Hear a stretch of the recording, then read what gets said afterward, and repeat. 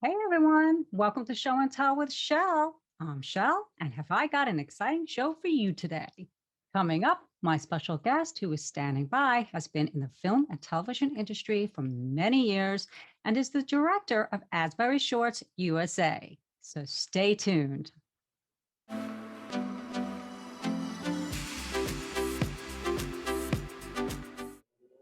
Welcome back, everyone. When you watch the Academy Awards and they present the best live action short film or best animation, do you think, where can I see these films and why haven't I seen them? Well, you can. The Asbury Shorts USA has been giving people the opportunity to see these little gems on the big screen since 1980. Asbury Shorts USA is New York City's longest running non competitive short film exhibition, which travels across the US and Europe. Joining me now is the director of the Asbury Shorts USA, Doug LeClaire. Welcome, Doug. Michelle, thanks for having me. This is terrific. Thanks. It's a pleasure to have you. Thank you for joining me today. Oh yeah, we go back in the industry, Yes, we and do. we've stayed in touch over the years. You actually did a couple or worked as a producer on a couple of Asbury shows back in the day.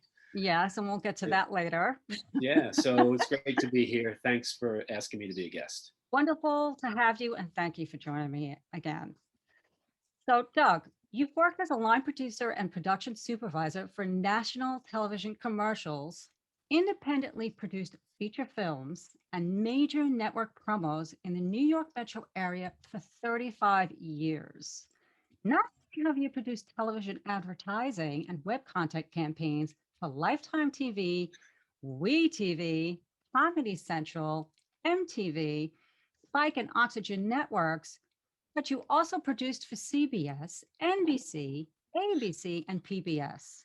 You've even won a Clio for an MTV promotional campaign directed by Barbara Kanowitz. You were also the unit production supervisor on a series of national public service announcements created by the City of New York soon after September 11th, 2001. What made you decide 35 years ago your career would be in the film and television industry? And tell me more about the national series of public service announcements, because that was a major tragedy that will never, ever be forgotten. Well, growing up on Long Island, I attended a commuter school out there, New York Institute of Technology. I met some great people who've become lifelong friends. A few of them were partners with me when we began Asbury Shorts on Long Island in 1980. I didn't go there for film. I went for radio, of all things. I wanted to be a sports broadcaster. But in the years that it took me to get out of college, I grew more and more in love with film and not being technically inclined at all. You probably see me fall off this chair eventually. Um, I went into the production side. Now, while I was trying to work my way into the industry, those friends of mine from New York Tech and I also were pursuing directing, and we produced and directed a few short films on our own that had a little bit of success. This is back in the early 80s when the film festival world was kind of just learning what shorts were all about. But along that time, I had a great opportunity. I got a phone call to become a production assistant in New York City on a TV commercial. And it was with a great company back then called Bill Hudson Films. And that's how it all started. I stayed with that.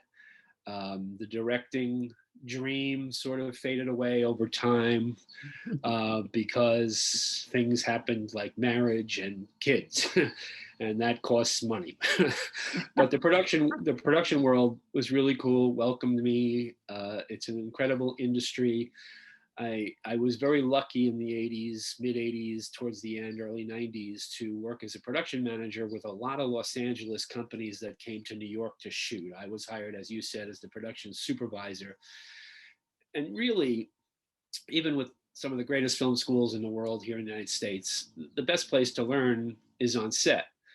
I'm sure you agree with me. You can Absolutely. learn from the greatest teachers in the world, the best key grips, the best makeup artists, the best production designers. And I learned from the best producers. And as a production manager, I was in charge of running the New York show and working for those LA companies who had commercials to shoot in New York. You mentioned the PSAs post 9/11.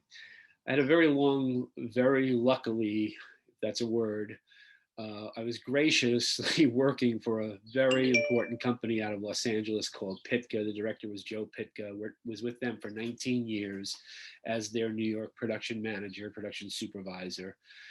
And it was very interesting working for Joe. He was one of the most heralded and awarded directors of commercials and web content of all time. Quite the learning experience.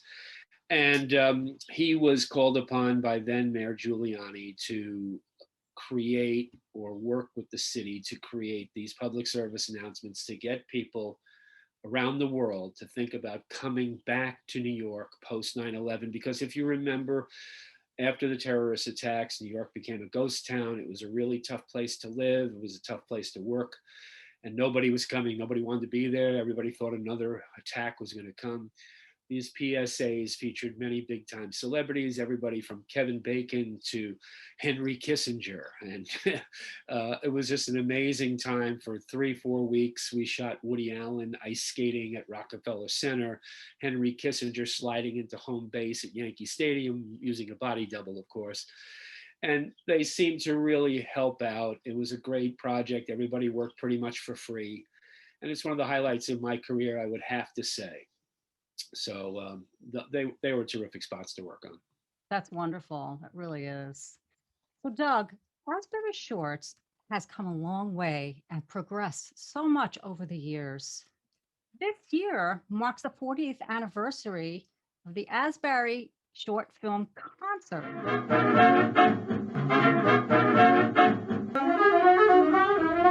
You're mine, sucker! Get him, boy!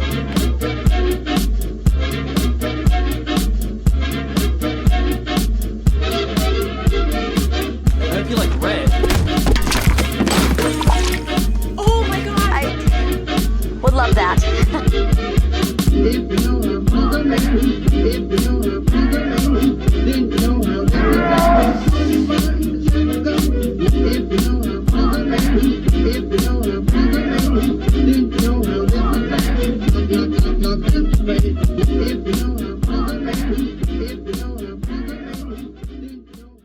Take us back to the beginning.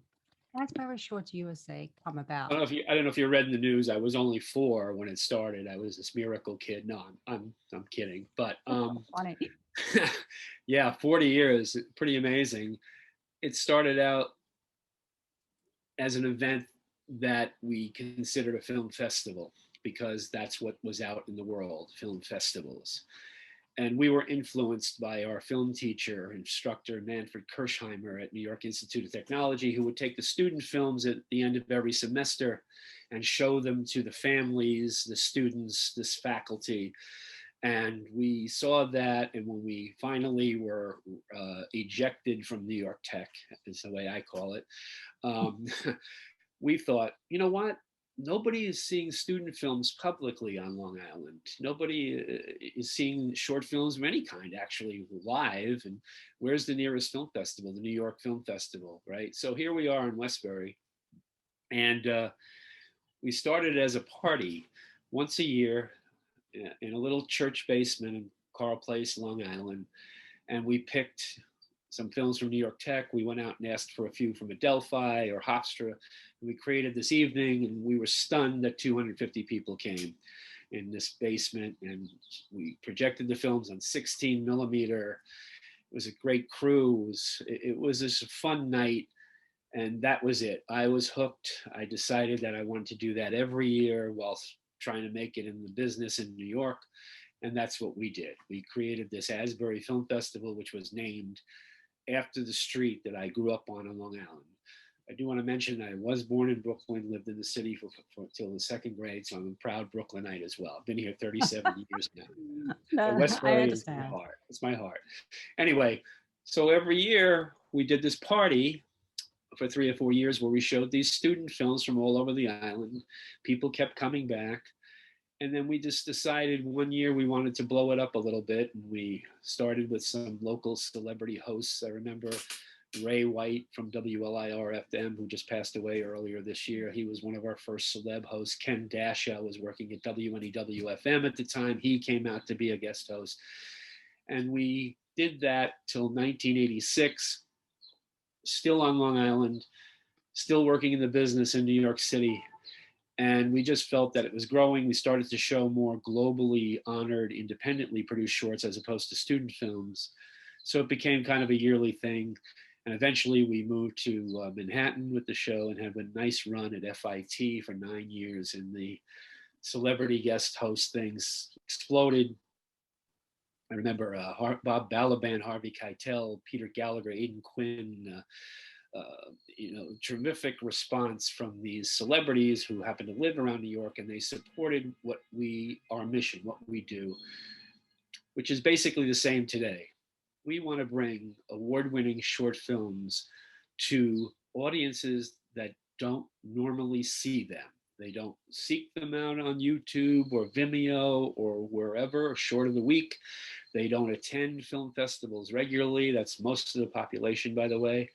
So here comes Asbury Shorts now as a traveling exhibition to bring 10 to 12 short films you may never have seen. But the key to this is, and of course the pandemic derailed it last year, but the key is theatrical. We are a theatrical event. We love our theater, the big screen, the popcorn, the whole thing, where you're not texting, you're not being interrupted by a phone call. Virtual presentations are wonderful, and they saved a lot of film festivals during the pandemic, but so many interruptions when you're watching from your couch at home. It's best. So thankfully, we're starting to get back into the theaters this year a little bit, and we hope to continue the mission of showing award-winning shorts to folks that are hungry for them. I hope you continue that too. We Thanks. need it. It's Yeah. wonderful, a wonderful outlet to be able to see these award-winning short films where you can't really see them anywhere else.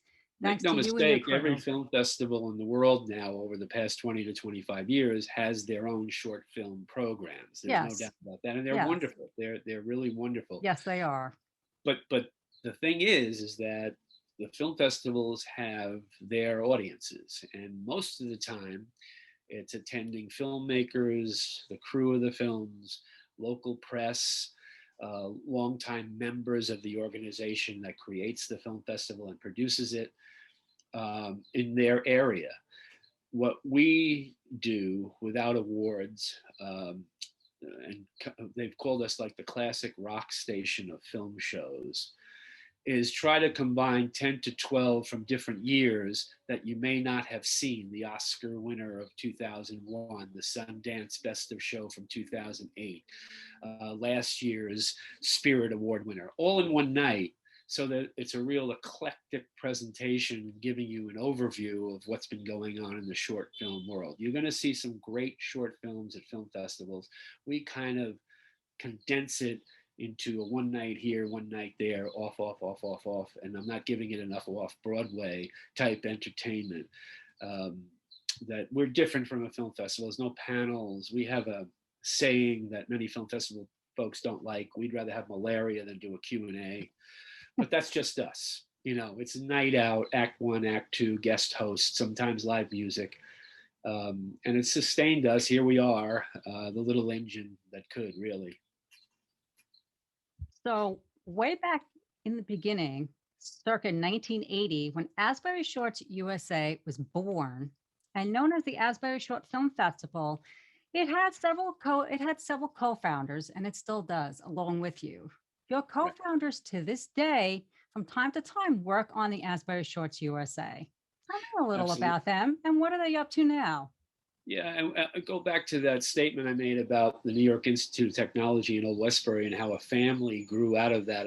We were communication arts students, not necessarily keying on film, but it became our thing. That group of men and women we have remained friends all these years. That was back in the ancient 70s. I know it's hard to believe, but some of those, they were all involved in the very first, second, third, and fourth Asbury Film Festivals. And then eventually everybody went their way because they were getting jobs in the business. Some of them were sound people, some were prop folks, some were, art directors, whatever it was. But a few have remained. People say, who started Asbury Shorts USA, which we call ourselves now? And I have to say that besides myself, it's Ray Preziosi and Michael Sanchez. We all met at Tech.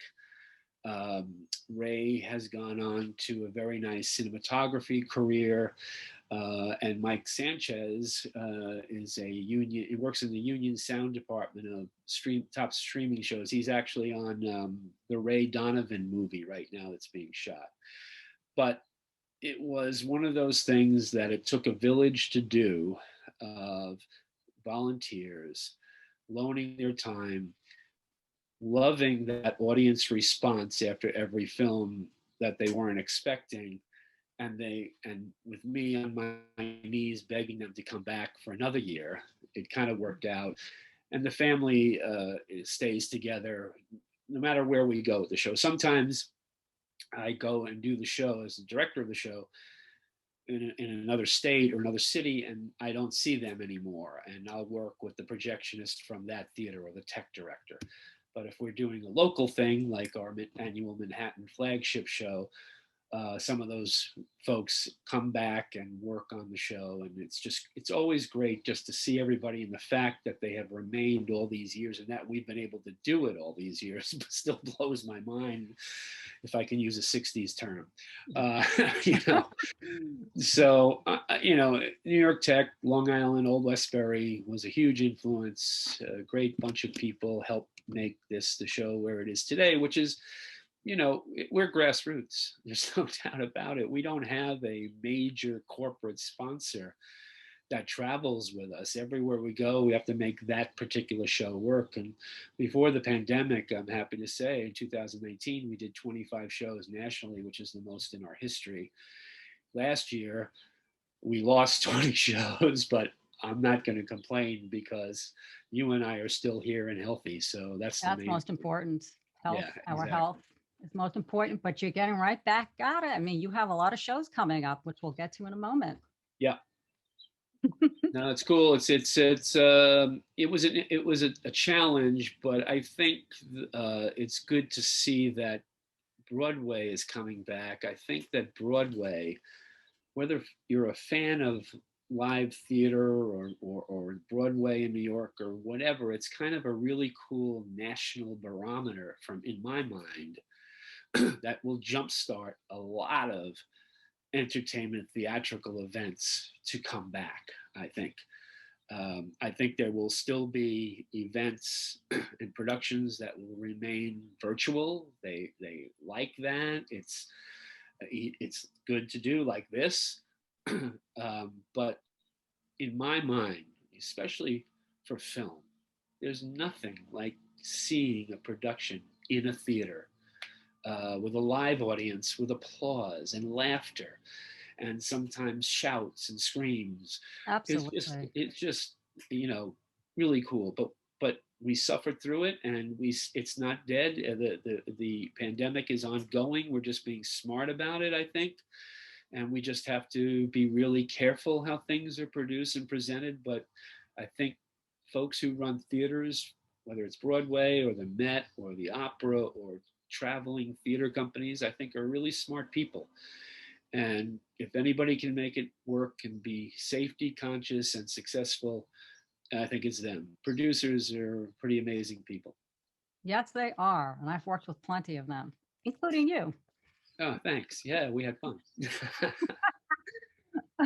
I've been You to stayed several. on. I'm shocked. There was no lawsuit after, or no. Oh, I don't go that way. I've been to several of your shows and even produced a few of them, a couple of them, I think.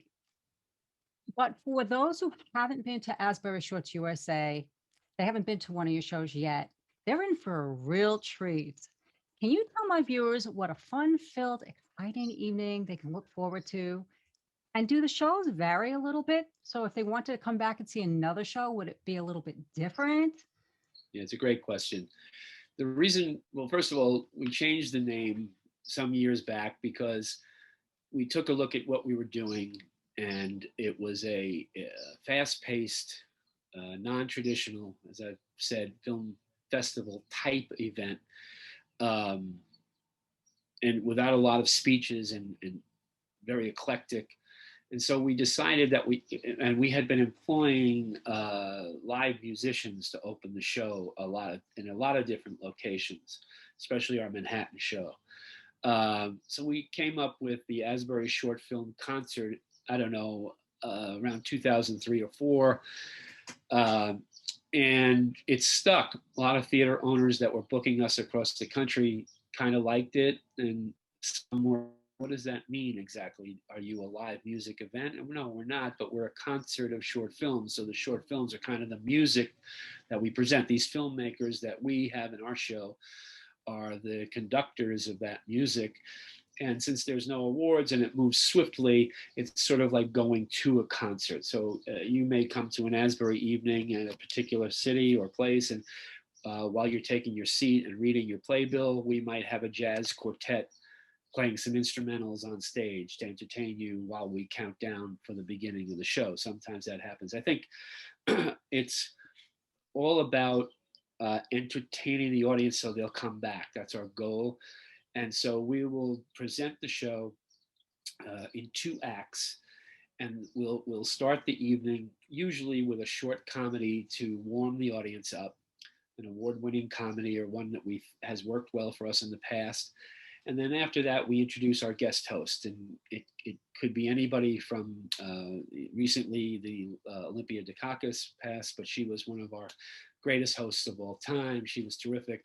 To John Turturro hosted once, to Richard Belzer. But for many of the places where we do the show, we'll seek out a local film critic or a newscaster, a local personality that will come and host the show. And they're not on stage a very long time. They're there to introduce the films briefly, and we play act 1, we go to intermission, we come back, we bring the host back, and then he or she will introduce the films of the second act, play 3-4 more films in a row, and then we'll have an encore. 2 hours most of the time. And I think what keeps folks coming back is the way we program it. We'll show a comedy, drama, animation, and end act 1 with a comedy.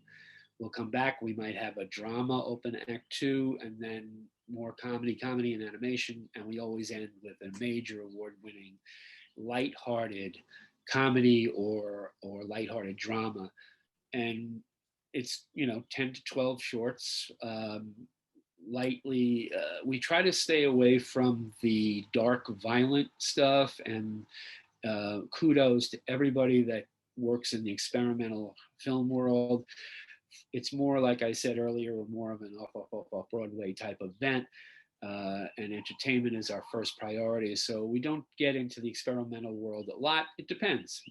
One may come along. We don't do a lot of documentaries, but we do screen documentaries, and it's all about how it fits into our program. Now, speaking of the variety of short award-winning films, Asbury Shorts USA has specially selected award-winning short films from major US and international festivals. Out of all of them, how do you decide which ones make the cut? That has to be a very difficult decision because there's so many wonderful award-winning films. Well, it's really tough for us because we're a one-night show here, one-night show there, and we're going to show a dozen shorts, or 10 maybe sometimes. It really depends on the running time of the films and how it fits in. But because we established that, audience members who've been at the show before know they're coming, and we're going to start at 7 or 7:30, and 2 hours later they're going to be back in their car or back on the subway. They really have come to love that. It's a really difficult job that we want the audience members to love the show and tell their friends so they'll come back next year. And more often than not, we'll get returning audience members who will come up to us at the beginning of the show and they'll say, "Are you going to play that comedy from Finland from last year? We brought 5 people along. Wow. And we'd love for them to see it." Unfortunately, we're not, but we know now to bring that back. So it depends on this, what city we're in, how many years we've been there, and what films have been shown before. And more often than that, it's always going to be a new slate of 10 or 12, but we always throw something in from the past because we love to hear this. Always happens. The film may not even be listed in the playbill, but they know that we have these surprises from time to time. And the film will come on from 4 or 5 years early, and you'll hear like, oh no, look at that, it's great. Oh yeah, thank you. You know, that's a really rewarding response, by the way. The booze we don't like, but you know, you take it what you can. But The yeah, booze? so Do you have booze there or something? That you know, I think when I'm on stage, but oh, come on, Doug. They don't but boo anyway, you. it's you know, we've got it down to a science for us. It's not necessarily required that it be an award winner. It's great for us for marketing. Mhm. Honestly, it's great for press, but it really has to fit what we call the Asbury style. That's not meant to be in any kind of a pat us on the back narcissistic way. What we mean by that is it comes to fit in our lineup that audiences have liked in the past. But we're always on the search. Finding new shorts that fit our show is challenging, and we're now coming to this place where for instance, we do a show up in Maine every year, one of our favorite tour stops. We're going into our 11th year there. We've gone through the stable of the Asbury favorites. Now it has to be new all the time. So we bring on wonderful interns from various colleges around the New York metro area who help us research award-winning shorts at other festivals. We put together from time to time veteran Asburyites as a sort of committee where I don't have to make the decision all the time, and we'll vote on some new entries that I'll throw out to the committee. And we try to stay in tune with film festivals around the country as to their award winners, and we talk to different film festival directors and programmers and say, would you recommend it for us? We will give you credit at our show if you recommend this film. And then we'll occasionally put out a call for entries in the media, or Vimeo, or Film Freeway, which is now this hugely popular global outlet for filmmakers to become a member and learn about festivals. So we'll put the word out there. And I'll tell you, the most difficult genre to find that fits our show is comedy. It's really hard to make a great comedy short film. You know, these filmmakers do such a tremendous job telling a story in their short films because they don't have the luxury of a feature film director that you can go, you know, your 88-minute film or a 2-hour. You can go off on tangents, you can come away from the story, you can go off into that scene, and you can come back and you pull it all together. When you're a short filmmaker, and I mean that from time length, you sometimes have 7 minutes, 8 minutes to tell your story. And that's a challenge. It's tough to make it work, you know, successfully. But they're out there. The talent is amazing. That's for sure. That is a challenge, and they somehow managed to do it. Kudos to them, talented Yeah. filmmakers, whether short Absolutely. films or feature films. Yeah. So Doug, guest hosts such as Edie Falco, Adrian Grenier, Olympia Dukakis, and Richard Belzer have graced the Asbury Shorts USA stages. Having wonderfully talented individuals guest host your shows adds extra excitement to the shows. Does your program for the evening mention who will be guest hosting, or do you leave it as an element of surprise for your attendees? No, well, I would love to do that, but we utilize the notoriety of the name for our press and marketing. We've been very lucky over the years to have names that you mentioned agree to host the show, and in all these years, and I won't name what host it was, all of the guest hosts for our shows, wherever we do it, have given their time that evening at no charge. And the main reason is they understand that they are supporting independent filmmaking but independent short filmmaking in particular. So their presence is also in support, not of just our show, but of the filmmakers that are participating in the show. Okay. This is a theater. Here's a screen. This filmmaker just spent $20,000 or $30,000 in 3 years of their lives. And tonight, my film is going to be shown at the DGA Theater in Manhattan to a sold out audience with Edie Falco or Bob Giraldi hosting. And that's pretty cool for these filmmakers, especially if they've had a small festival run or it's early in their film's history. And we've always been super grateful to these hosts to give their time. It's not the easiest job in the world to ask the agent or publicist of a celebrity. The first question we always get, of course, is, "I'm sorry, what's your name? Who are you? What's Asbury Shorts? What the hell are you talking about?" And then we send who's been the hosts. I think I would have to say the two of the greatest shows that we've had in our history. One was hosted by Edie Falco, who you mentioned, and then Ken Dashow. Ken Dashow can be heard every day on Q104 FM in New York. And he's been the host of our show 5 times. He's been a savior, but he was the MC of our show, the biggest one we ever did, Central Park Summer Stage in 2010. Wow. Where we were blown away. It was free to the public, and the Central Park asked for donations. So if you came to the show, you could throw $3 or whatever into these different boxes that they had. And we were not paid a lot of money to do this show. We did it because it was Central Park Summer Stage. 1,700 people came to that show that night. And Ken was just phenomenal. But it was such a great night. We opened with the Charles Mingus Dynasty Orchestra, which still tours the world with his widow, Sue Mingus, who's a House of Fire. And she agreed to do it. Central Park paid them, and they opened with a half-hour set that blew those away that heard it. And then Ken came on, and we did the film show. We were pinching ourselves because we couldn't see the grass. There were so many people.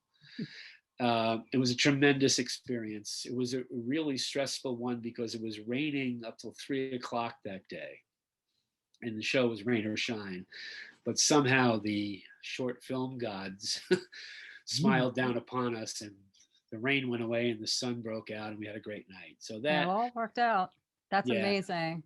Yeah, it was a fun night. And then Edie hosted our 20th anniversary show, which was held at Sony Music Stages in Manhattan. It was about 400 people attending. She was terrific. She had just won, either her Golden Globe or Emmy for the first time for The Sopranos. And she was on Broadway at the time, so we had to do the show on a Sunday night. So we actually had to make sure that the location, the venue, the studio was available, because we only would have Edie if it was Sunday night. So, and once again, Ken Dashow was the MC, Edie was the guest host, and it was a terrific night.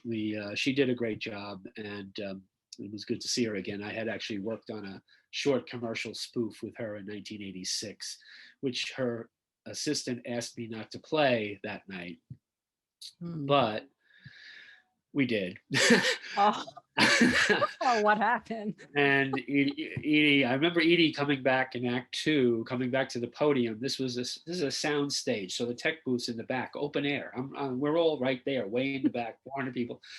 And Ken introduces her to come back for Act 2 to the podium, and she said, "Hey, I really love the films of Act 1. It was really cool to be here. Thank you, everybody, for coming. I just want to know, is Doug LeClaire in the room?"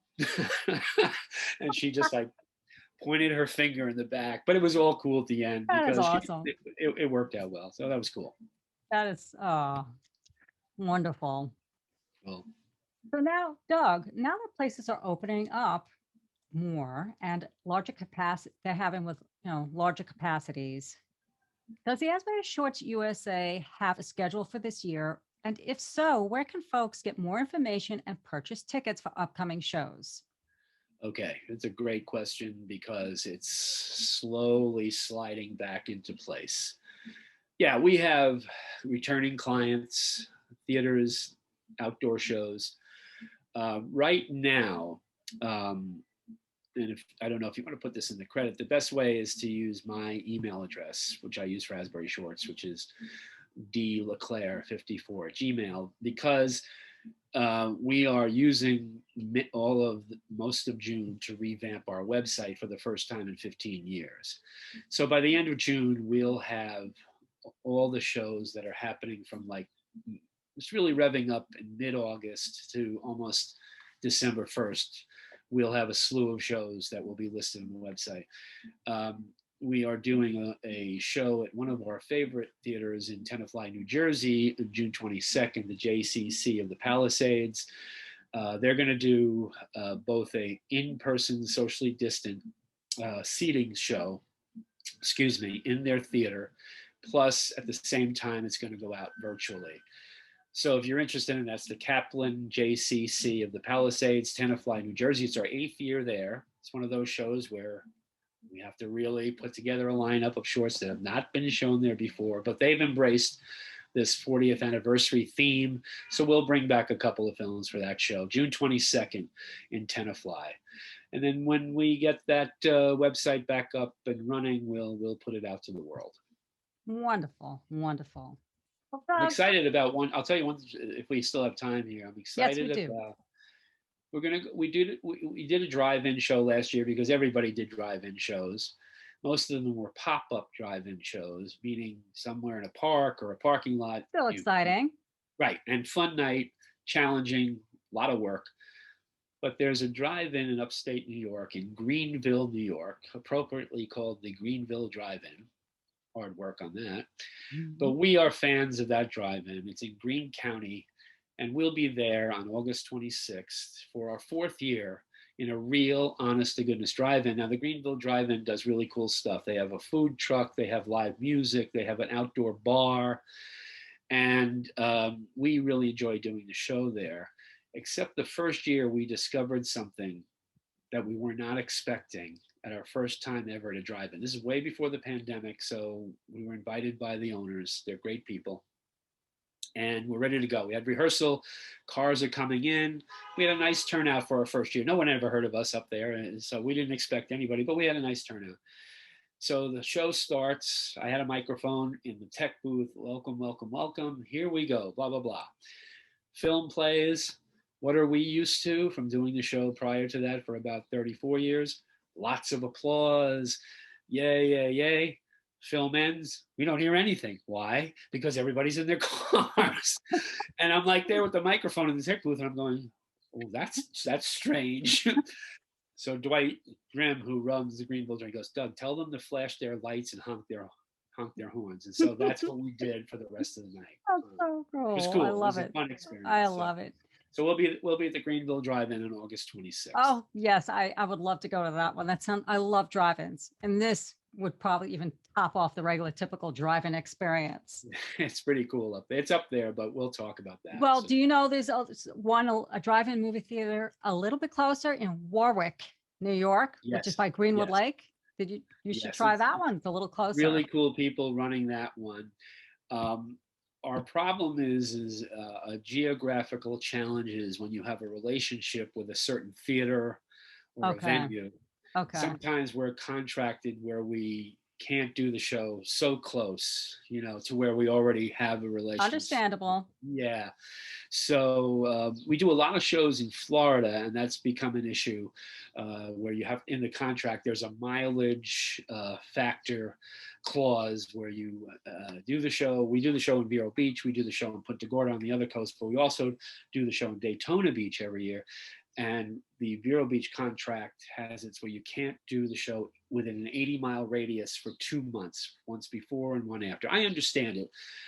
They want the audience, and it's bringing audiences back now is going to be interesting. I go back to Broadway. It's going to be very interesting to see how ticket sales go on Broadway, which I think will reflect everything underneath that going forward. So, yeah. I think you're right. I definitely agree with that. Doug, thank you so much for joining me today. It's been a lot of fun. It's such a pleasure to talk with you. I Well, wish thanks you very much. and I never Asbury know what to Shorts, say, so I appreciate you. you were having wonderful me and on. terrific. Yeah, wish thanks you so and- much.